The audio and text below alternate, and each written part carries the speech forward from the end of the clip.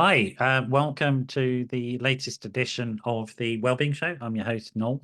Got a great guest, Toby Maguire, who's joining us from the other side of the planet somewhere.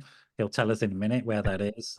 He's a great coach, sort of meditation practitioner and hypnotherapist, who actually one of my PR team was on one of his retreats, I think, and just sort of raved about him and said, "You got to get him on the show." And we just had a quick chat before the show. Thoroughly nice guy, and lots of really interesting sort of professional, personal history. The show is pre-recorded, and it goes out as though it's live. If you've got questions, it'd be lovely to hear from you. Don't call me during the show because I might be in having dinner or something. But do WhatsApp me a message 07506 319 745 +44. Drop the first 0 if you're WhatsApping from outside the UK. And then if you've got questions, Toby, we'll give you some contact details, but do send them through and I'll pass them on to him and we'll get back to you with answers. Without further ado, let's jump into saying hello to Toby. Welcome. How are you doing? Very well, thank you. Thank you for having me on your show. No, it's a real pleasure. I'm sorry. I had booked Toby in to record yesterday, but I had something come up with one of my clients and I had to move him to today. And then today I was technically incompetent, so he was messaging me. That link doesn't work for good. And I'm like, yeah, all right, I give up. That's it. I'm officially past it, over the hill. I can't do anything right. So it's great. Thanks for sticking with it, Toby, and my sort of general level of stupidity and incompetence. No worries. Where are you at the moment? So I'm in St. Lucia. So I'm Right. running a 2-week meditation workshop here. So I actually worked at the resort. It's called the Body Holiday. Fantastic place. I actually worked here from 2010 to 2014. And it's my first time back here for 10 years. So they just invited me over to do 2 weeks of meditation. Right. So workshops every morning. And it's just amazing to be back here. Yeah, well, it sounds like a nice place to be doing meditation.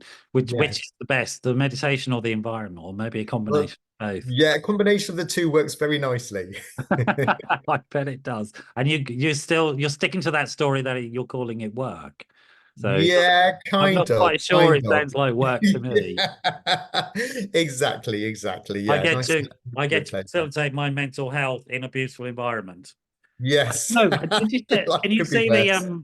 I don't know Yeah, why my computer does this. When I put up two thumbs, I get fireworks. I like that. I like that. I have no idea. If I put up one thumb, it copies me. Watch, it might do. It Um, might or might not do it. So sometimes it'll then put up a thumb on the screen. So I have no idea. Like I say, technically incompetent. Anyway, I was teasing you a little bit, but only a little bit. I think it's quite true. You've sort of managed to sort of land a good job there and a good lifestyle. In yeah. fact, that you will know this as well. There is the biophilic effect is very similar to mindful meditation in the sort of shift in neurological functioning. Hmm. There have been some, I think there's been some research now looking at mindfulness, which is a form of meditation, for people that don't know, Yes. um, uh, and doing it within parks and nature to see if you can Yeah. boost the effect. I think it's relatively inconclusive at the moment, but certainly Yeah. there's no, it's not a bad idea to go to the park and do your mindfulness there in the sun. For sure. Yeah. And I mean, even in Japan, I can't remember the name of it. They have something called forest bathing, That's and it's right. all about going out into nature and connecting with nature. Yeah. And one thing I love to do is like, especially when I'm back in the UK, I love to go out in nature, and especially when you go up, do things like walking up mountains, when you're on the top of a mountain and looking around, just completely puts your life into perspective, doesn't Yeah, it? Just absolutely. helps you connect and realize how insignificant we and all of our problems are. So There- yeah, There's, I love nature. I'm very close to nature. yeah, there's been some really interesting research in cityscapes uh, Mm.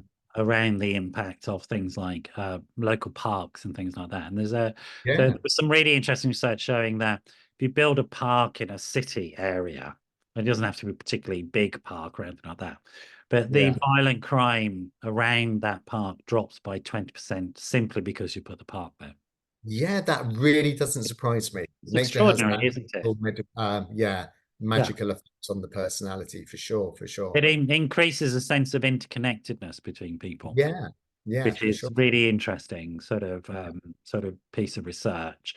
Um, Yeah. so you're from London, I think, originally, aren't you? Yes, so originally I'm from just outside West London, a little village called Engerfield Green, which is kind of in between Staines and Windsor.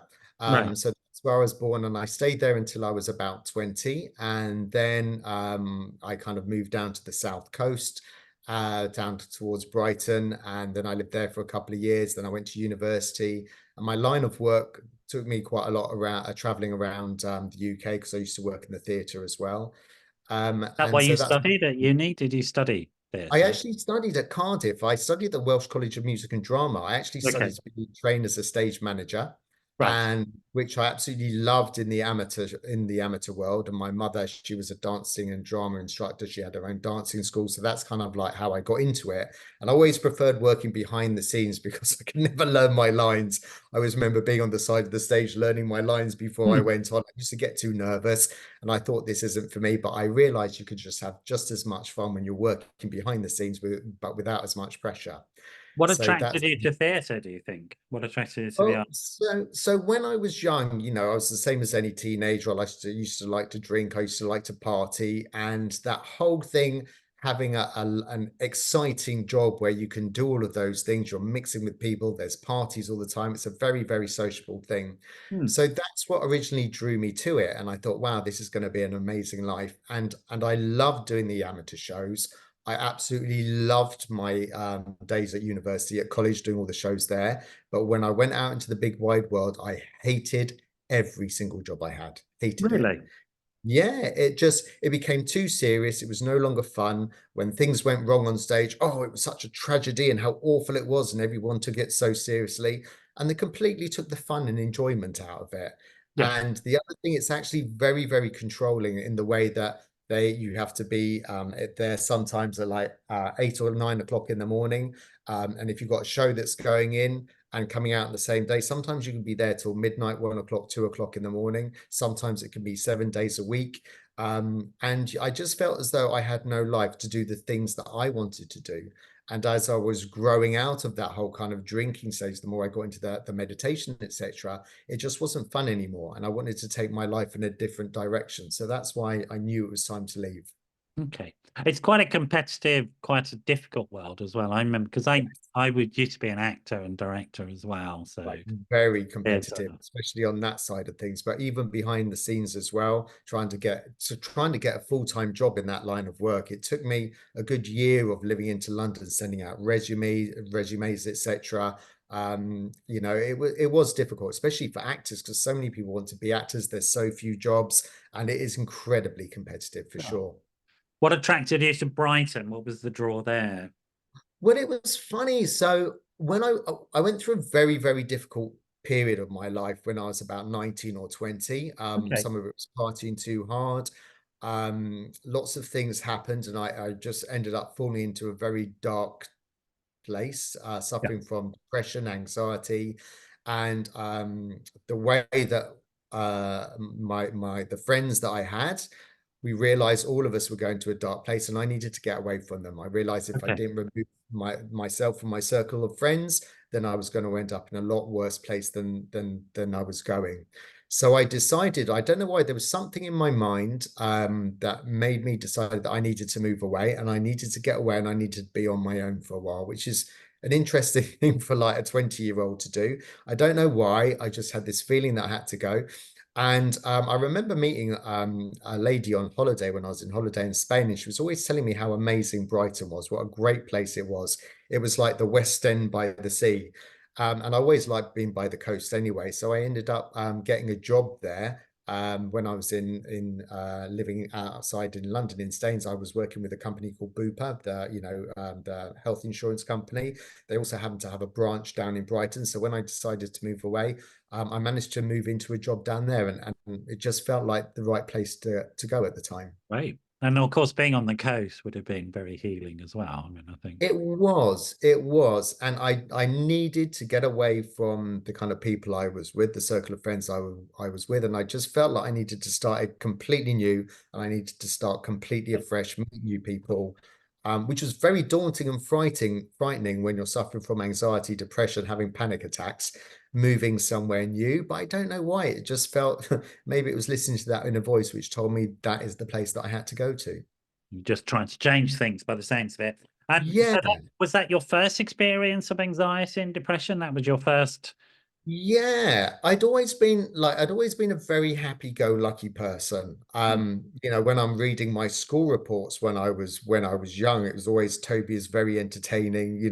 Toby's got a great sense of humor. And I was always a very happy person. I had great friends and I just loved to enjoy life. I was always very, very happy. mm, But yeah, the things I was taking, if you don't mind me saying so, I started to taking things like acid, a lot of acid. It was the time of the acid house parties. okay. And I think acid really does affect you in a negative way. I mean, it does make you very, very paranoid. And I was probably overindulging in that. But not only that, I started becoming very, very two-faced. And I'm sure you've heard the expression, you cut off the heads of other people to make yourself feel taller. Mm. And I felt like that's what I was doing because I was getting more and more paranoid, the more sensitive I was becoming, the more negative I started becoming towards other people. And it was a defense mechanism. Obviously, you can see that when you're older and you're looking back on the past. And that's what was happening towards me as well. And I was becoming very segregated from the group of friends I was with.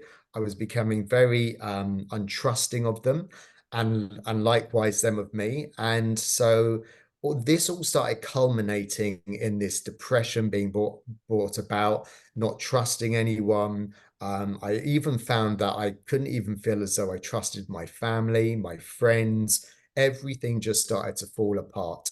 And just one thing happened after another. A breakup with a girlfriend, then my grandparents moving away. Where I lived in Staines was actually my family moved away because my stepfather's business went bankrupt. It just felt as though everything was pushing away. All of my securities were just disappearing one by one around me, and just my whole mental health came crashing down. And were your So family aware that you were struggling? Were you talking to them, or was it just? so it's interesting you I mean, just it would say have been that. difficult because talking to your parents about taking Very hard. LSD would have been Very hard. Yeah. absolutely yeah. I mean, I don't know many families where that conversation could happen, to be honest. Completely. And it took me a long time because I was a boy, I was a lad, I like to drink with my friends. And I always remember like this depression coming on and just not feeling myself. And I always remember I was about 19 years old and I was in the pub with my friend and I was just like, I won't tell you his name just in case he's watching because he's still a friend now. And I said, like I'm feeling depressed. I'm just not feeling myself. I don't know what's wrong with me. And his words of compassion were, cheer up, you miserable, go and get me another pint in. And that made me shut up. And that was like, okay, well, these are things obviously young men can't talk to each other about. So I didn't say anything for a long, long time. I kept my mouth shut because then I was too frightened to open up and talk to people Yeah, of about it. course. Yeah. And it never occurred to me, like nowadays people are a bit more open. It never even occurred to me that, you can talk to doctors about things like this. In a way, I'm kind of grateful that I kind of didn't because, that they may have put me on medication, which, don't get me wrong, I'm definitely not anti-medication, but the way it took me down and the way that I managed to find myself out of it without any sort of medication, it's kind of weird that looking back on it, that depression was the best thing that ever happened to me. And I'm so grateful that I went down that rabbit hole because if I didn't, I would never have discovered the meditation and my life would never have become the Cool. beautiful, happy, joyful life I've got now. So yeah, and it wasn't until I did eventually get some counseling, which the thing about I eventually managed to open up to another friend about 3 or 4 years later. And when I opened up to him, he was completely different, completely different. And it took me a lot of courage to be able to turn around Cool. and say the same thing to him after being like put down and felt like such an idiot the first time. And he was like, he listened to me and he said, my mother's a counselor. Let me talk to her and let me see what she says. He spoke to his mother and she said, tell Toby he needs to get some counseling. Yeah. So when I started getting some counseling, and it was the first time that it made me realize it's okay to talk about your mental health issues. It's okay. You're not going to be judged. And I think although that friend was very special to me, and he still is now, he's still my closest friend now. Now I talk to him about anything, absolutely anything. And he talks to me when he's having issues. And our friendship has become so much stronger now because we are very open about our Yeah. weaknesses, our challenges. Yeah. But being able to talk to a counselor and just say, look, this is what's been going on in my life, and just having someone to listen to you without judgment was life transforming. And after that, I then felt comfortable to talk to my mum about what I've been through, with my Right. dad, with my brothers and sisters and friends, and think it was okay. And that was the biggest thing that helped me through the darkest Right. times, for sure. I'm going to circle Absolutely. back a little bit. Look, just discussing, I mean, it's a very clear message, and one that I reinforce, which is open your mouth to people. Mm, And also, very seriously, there's a thing called, we label it as help-seeking behavior. And I mm, teach people help-seeking behavior. And it's the bottom line is seeking help and continuing to seek help till you get it is what will sure. save you every single time. Whatever the Yeah. specifics of the help that works for you, I mean, it varies for various Yeah. people.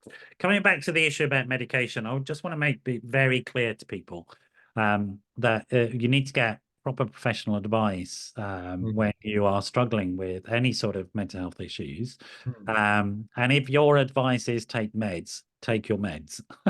Sort Yeah. of like I that's it. completely agree. I So completely agree. really 100%. So For the sure. current NICE guidelines around anxiety and depression, just let me finish this point for people, is that your GP should really refer you into psychological therapies first, unless you're in a very severe end of that spectrum.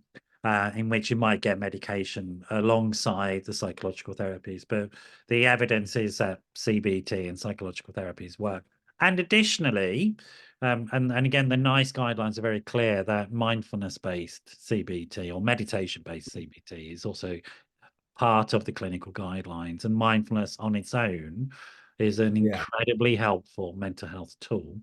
Yeah. But I just want to be very clear about people that it is important to take ownership of your own treatment plan, and you should be working with whoever your mental health professional is, whether it's your GP, a counsellor, etc. I would also say, and I'm saying this as somebody who's regulated with the HCPC, that I advocate for evidence-based practice. So in terms of counselling and psychotherapy, folks, go and check out what the guidelines say. Check out NICE, the National Yeah. Institute of Health and Clinical Excellence. They give you brilliant guidelines on what the evidence says, what type of therapy you should go for, what type of support, etc. So inform yourself.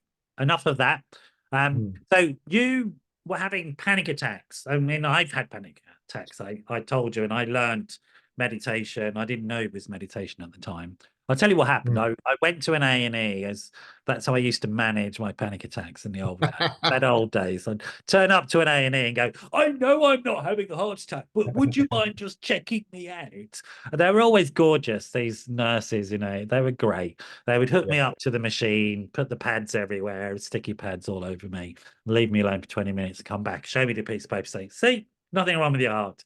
Anyway, one day a nurse came in who said, do you know what your problem is, Noel? And I was just about to reel off this long list of problems. She said, you don't know how to breathe. And Mm. so she taught me this very simple breathing technique, which transformed my relationship to Mm. anxiety. I have to say, it really did. Subsequently, years later, I learned that the breathing technique she taught me is mindful meditation. Mm. She didn't Okay. bother labeling it in that way. She just taught me how to breathe in and out through my nose and bring my attention to the breathing. That was it. So do that. Yeah. And it Yeah. worked. It's Yeah. extraordinary. What was your routine? Because I think you had something similar to that, didn't you? You sort of, Yeah, well, I was looking, I realized I was in a very negative place. I was in a yeah. dark place, and I was looking for a way to get out of it. And then I used to pass by one of those spiritual bookshops in Brighton, with the incense coming out Yeah, and the yeah, yeah. There's calming, plenty of relaxing those in music. Brighton. Yeah, yeah, yeah. And I was always kind of like, used to walk past it, and just listening to that music just had this calming, relaxing feeling. So I went in there, and I was just kind of looking around the bookshop, and all these different books. And I just picked up one book, and I remember it's called How to Meditate. I've tried to Right. find the same book since. I can't find the same one anywhere. And I just read the back, and it was like calmness, peace of mind, clarity of your goals in life. Because at that time, I was very unclear about Yeah. like what I wanted out of Yeah. life, all of these different things. So I picked up this book, and I read the back, and I bought the book, and I promised myself whatever was written in the book, I was going to practice it until I just felt normal again. That's all I wanted. I just wanted to feel normal. And at that time, I had no idea what meditation was. This was back in 1990, I think it was. No, Yeah. back in 90s, nobody knew what meditation is. People talk about it all the time today. And so really that's what I did. And I took this book home and I read it. I didn't really know what I was doing. Mm. Just count your breath and just focus on your breath.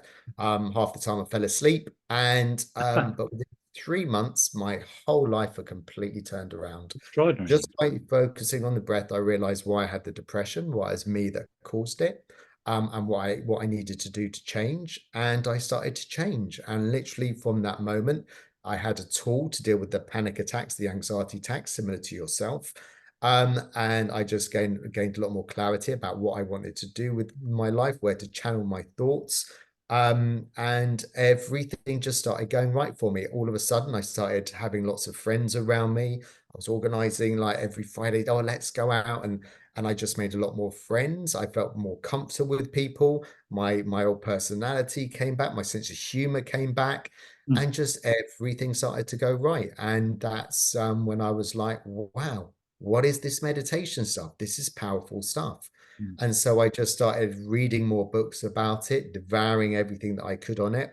And eventually decided that I was going to go on a meditation course, and things just kind of developed from there. And where did Um, you go on the course? Because so it was at Brighton Buddhist Center. So all those years ago, I mean, again, meditation was a fairly new thing. I was kind of very anti-religion because I yeah, was brought up Catholic, and nothing wrong with Catholicism, but it just didn't fit me, and I just didn't get it the way it was portrayed to me. It's kind of interesting as I've got more into spirituality and more into meditation, as I've got older, having gone like very anti-religion, I've got a lot more respect for all religions nowadays, completely transformed by them. So yeah, and so the only place that I could learn to meditate was a Buddhist center, Brighton Buddhist Center. And I was like, all Buddhists, they're the weird guys with the shaved heads and the orange robes. I don't yes. really want to get involved with them. They sound like a bit of an odd cult. It was the only place that I I could was a bit learn. worried you were going to turn up looking like that when Teresa told me. I thought, Yeah, looks like he's yeah. going to start doing Harry Krishna with me. Yeah, well, that's exactly what I thought. And, so I Right. was very nervous about going in there. So I turned up on this first day, like thinking, okay, what's going to be behind these doors when they open them?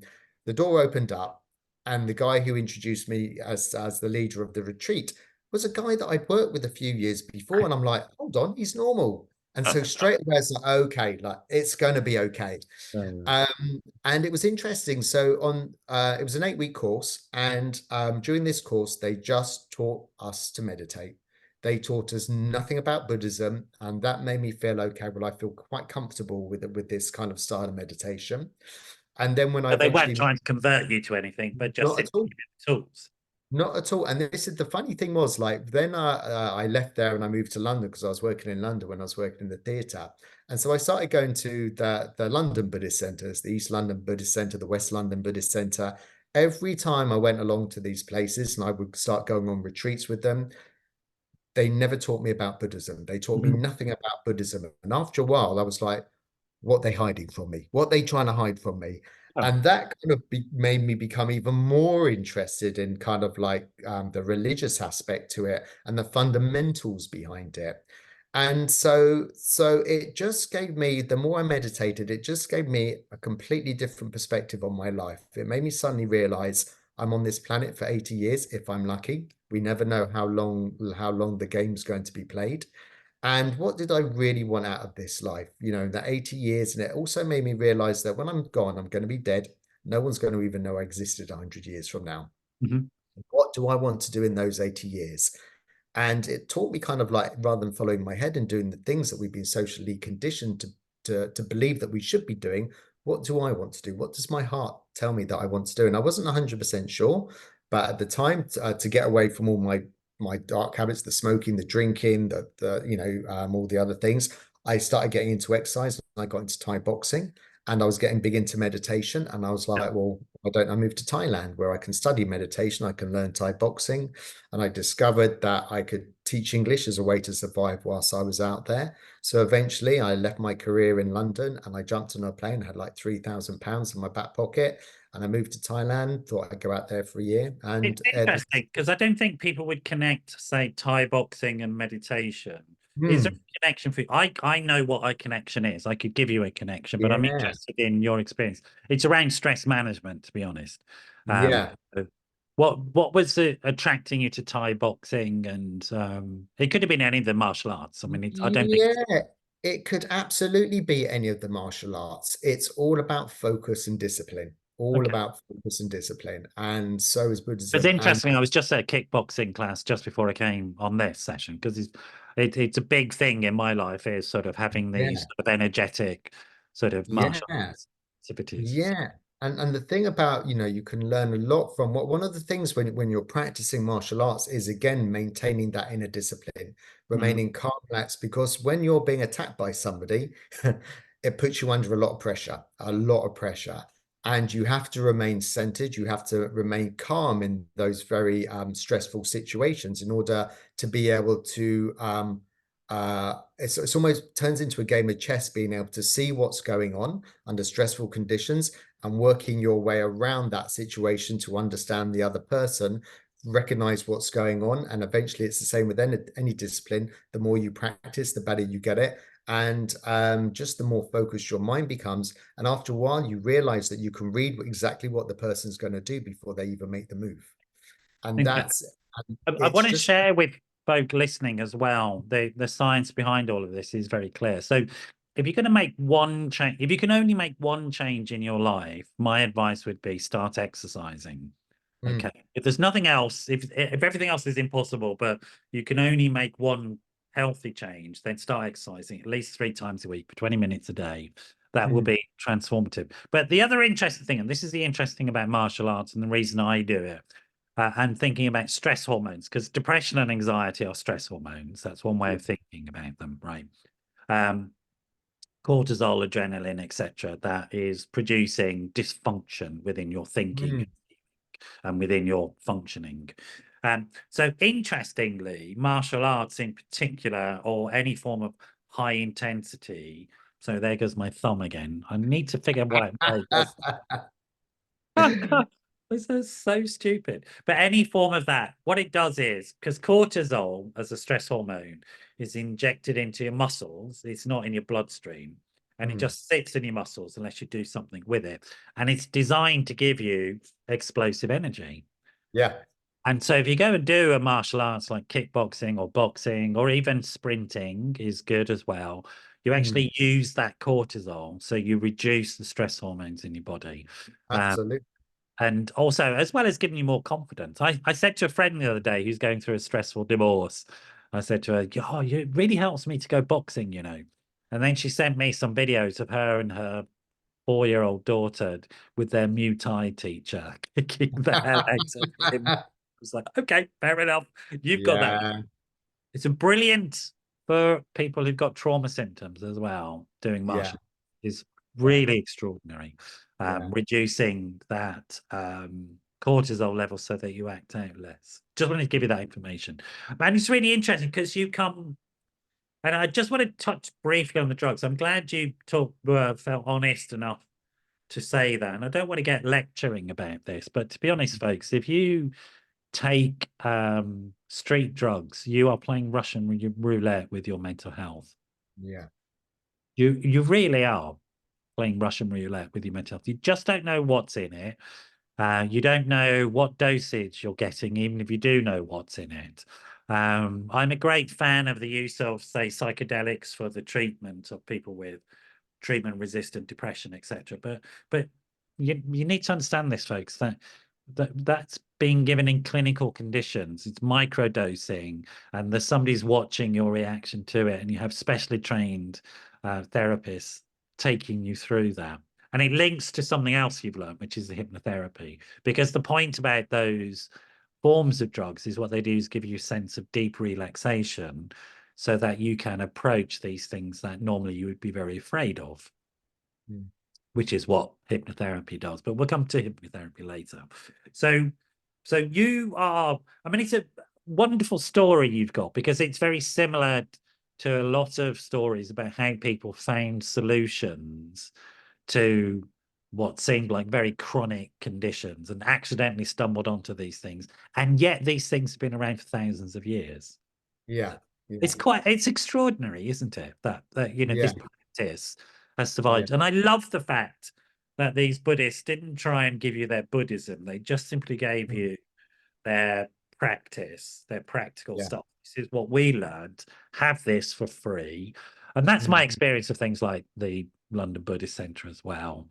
Mm. That they're not trying to proselytize at all, Yeah. not trying to convert you, but just simply be helpful. Yeah. Um, Completely. and I love that. And it's free, folks. It's free. Yeah. Meditation's free. It really is. Yeah. So go and do it.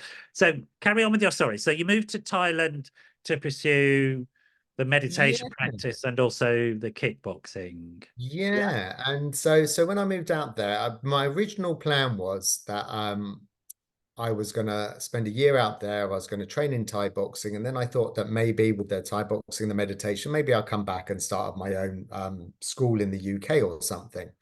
And when I got out there and I started training with, the tribe professionals who I was 28, they start fighting at the age of 4 or 5 years old out Yeah. And there. they are seriously good. They are serious about it. And one thing I noticed was that it really hurt. That Mm. was one thing that put me off it a little bit. And the second thing, I enjoyed it, but I wasn't dedicated enough to like train for like 2 hours every single day. I really wasn't. And then I realized that I like to go along. I used to train now and again, but it wasn't really the thing that I was going to be into. But what I did when I was out there is I met a girl on the TEFL course that I was doing. We ended up seeing each other for the first year I was out there. And we ended up going for a Thai massage. And I don't know if you've ever had a Thai massage, Yeah. but basically they put you on these two mats. We were next to each other. And it was almost like a lazy person's yoga class. They were turning into all these different types of knots. And the first time me and my girlfriend, we were laying next to each other having this Thai massage, we were crying with laughter. We just did not know what they were going to do next. Yeah. But afterwards, I felt amazing. And so we used to go along to this for a Thai massage every week. And I thought, you know what, I want to learn how to do this. This is something that really helps people. It makes me feel amazing. It can Yeah. really help people. So then I started studying Thai massage. And then when I was also out there, I was working at a university where the ex-principal, he was half Thai, half Chinese. And I used to see him, he was practicing Qigong every morning. And I was like fascinated by that. And we became friends and he started teaching me Qigong. So then I started learning Thai massage, Qigong. I started getting interested in Chinese medicine as well and Yeah. the holistic approach. And with all of these skills that I started learning, eventually I started getting invited to health and wellness resorts, asking me to go and, Did you talk. learn acupuncture as well as part of the Chinese I medicine? did. Eventually, I started learning acupuncture as well. Right. So I had a combination of different skills. Again, And folks should know acupuncture is really evidence-based. You can get it on the NHS yeah, now. yeah, It's it's amazing, isn't it? extraordinary. It really How is. things have Really. changed. Yeah. Yeah, how things have completely changed. The So, the Thai meditation and the Thai massage as well, just for information for people, you can get similar types of things if you can't find it. It is really, really helpful. yeah, Any exercise that is stretching your muscles as well as contracting them is really healthy thing to do, particularly yeah, for somebody my age. Stretching is really important. Um, yeah, but there's things like the stretch labs in London which people can go to where a similar type of thing is going. There's also a thing called yoga massage, which is very similar to Thai massage, and it's more about getting you to sort of not just passively lie there, but they'll stretch your body and contort you and things like that. It's really, really good stuff, folks. It really is. So can't recommend it enough. Sorry to interrupt. So you were getting more and more into your own healing and learning the skills because you were interested, and then it begins to morph into a career, as it were. yeah, yeah, yeah. So then I Tell us just about started that working. development. Yeah. Yeah, so I ended up working at a health and wellness resort in Thailand, which is obviously where I was living. It was called Chivasom. It was a very high-end one of the first wellness resorts that had ever been built, in fact, and it was owned by an ex-deputy prime minister of Thailand. And I started working there, and then when I was working there, they used to have visiting specialists who used to come over, maybe just for a month. They had all sorts of different skills. Sometimes they were hypnotherapists, sometimes they were reflexologists, there were osteopaths, all sorts of different healing methodologies. And then I suddenly realized, wow, wouldn't it be an amazing job just to be able to work at a different resort, work at one resort for a month, go to another resort for a Yeah. month, and just do the circuit and just be able to travel, because I love to travel. And so I decided to leave there, and that's eventually what I started doing. I started freelancing and working at different resorts worldwide.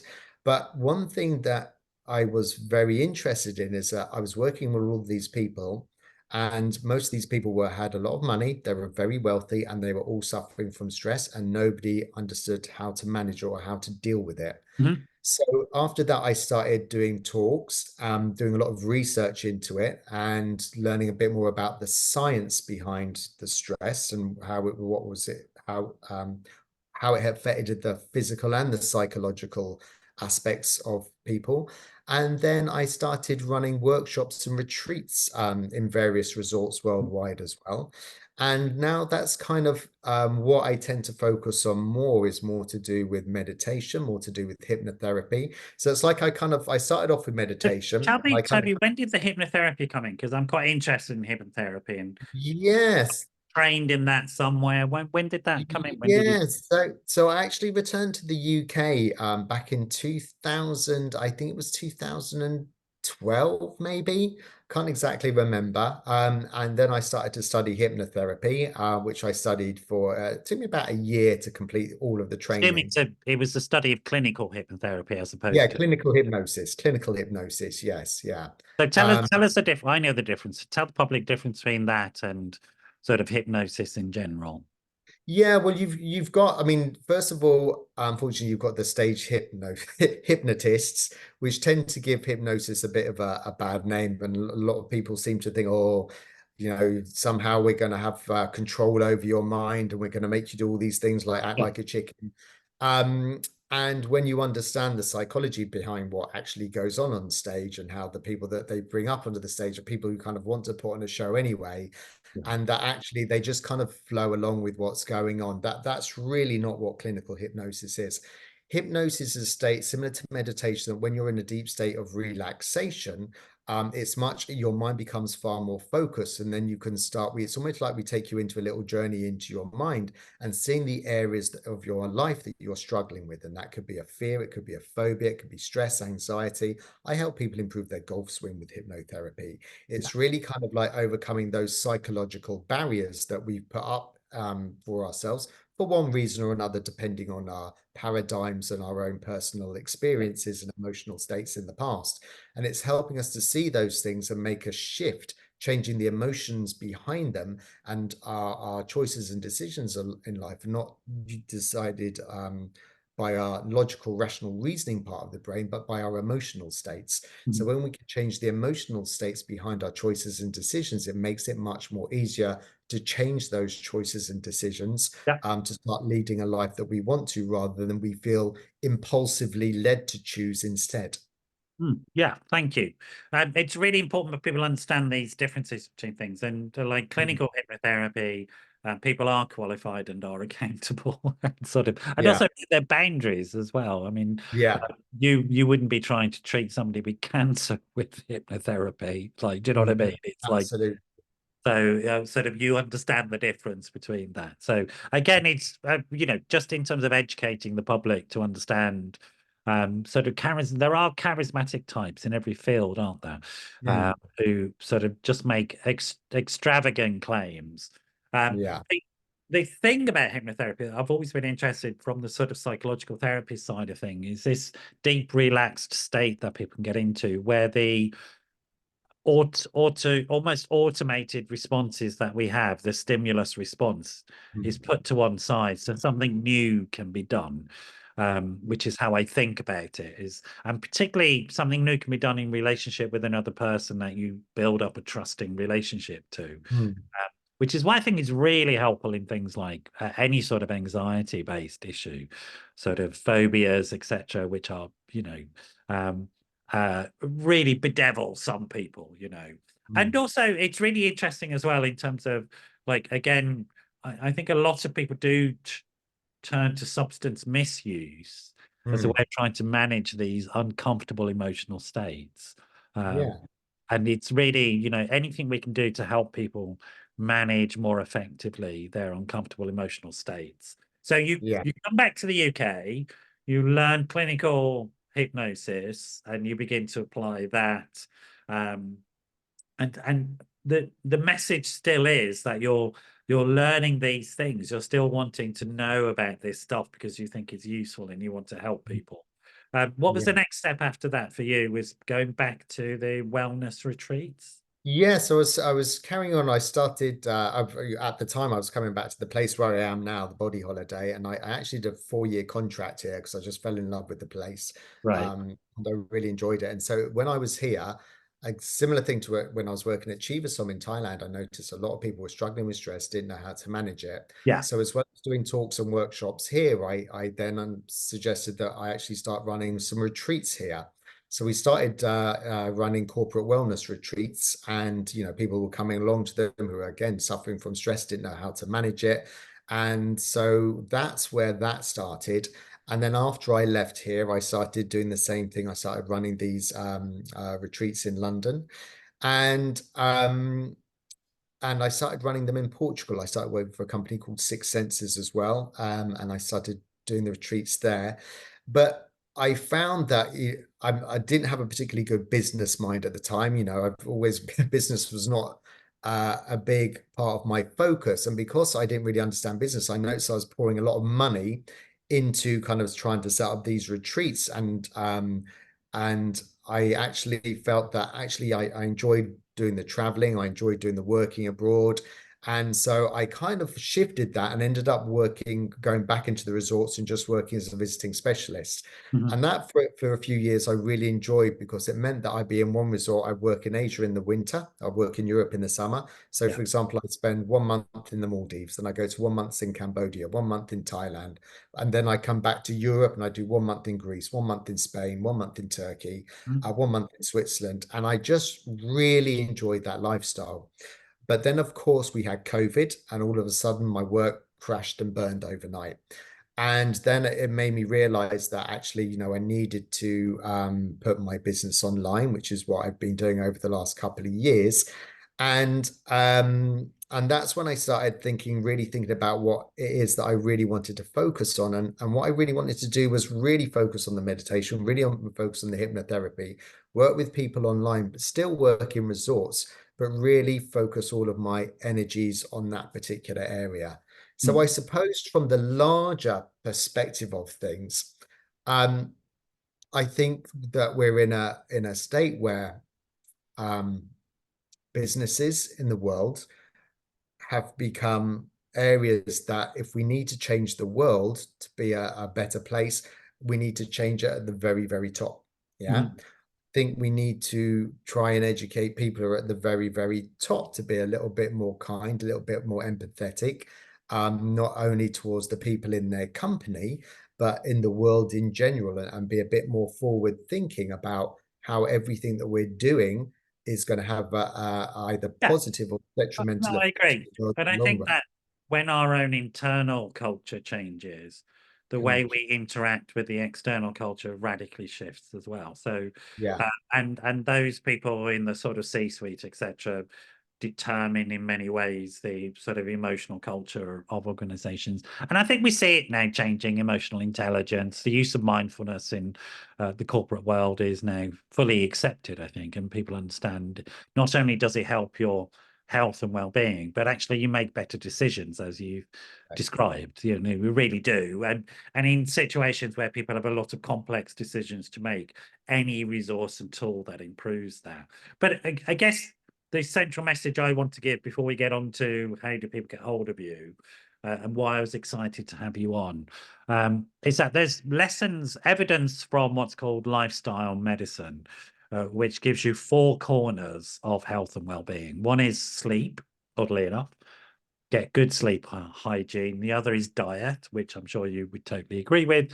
Have a Mm, reasonable, healthy diet. Doesn't mean you can't have the chocolate or you can't have the mm, burger. You can do it, it's fine, but just make sure that the general it's good. The other is exercise, which I'm sure you agree with, and crucially, and I would say this as a mental health practitioner, learning how to manage stress yeah, management, fundamental skill, and whatever you can do to manage stress more effectively, because stress is implicated in every single major lifestyle, physical health problem, and it is implicated in every single mental health disorder.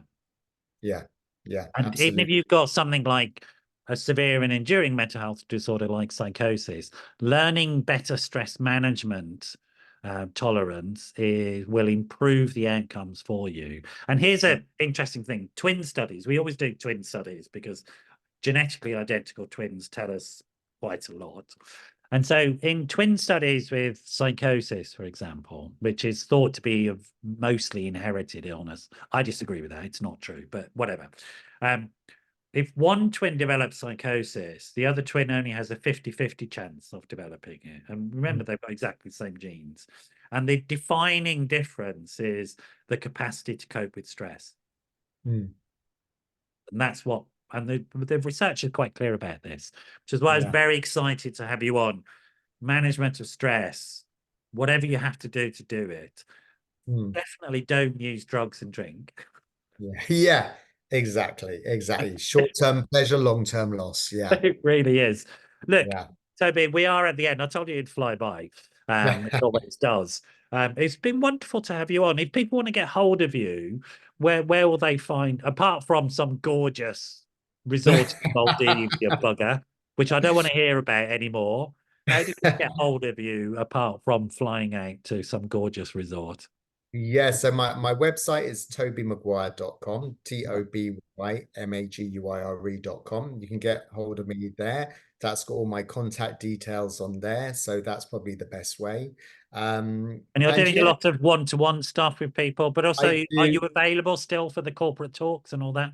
Yeah, absolutely. So what I tend to do these days, I do the one-to-ones and I go into businesses. I do talks for people. I also do some training courses at Great, businesses as well, great. teaching them about the mind, really just educating them about the mind, how the mind works, so that they can learn to work with it rather than fight against it. And obviously it helps, as you know, for clarity of thought, clarity of the goals. It helps us improve our relationships with not only other people, but most importantly with ourselves as Yeah, well. So absolutely. Let's learning all of these skills, yeah. So one-to-ones, talks, and also some training courses as well. super. Wonderful. Thank you, Toby. Really good to have you on. Uh, Likewise, thank you for and having me on I'm your going to show. I wish you really a appreciate wonderful it. day. You stay there, Thank you. folks. I hope you found that as interesting and useful as I did. And we'll Yeah, put the links when the show goes out. We'll put the links to Toby's website so that you can just easily get hold of him. Like I say, if you've got any questions, send them through, and we can pass them on to Toby, or you can indeed use his contact sheet on his website and get some more further information. You stay there. Lovely to have you on. See you at the next show, folks. I hope you all have, well, it's Easter Friday here in the UK, so I hope you have a wonderful Easter, and I will catch you all at the next show.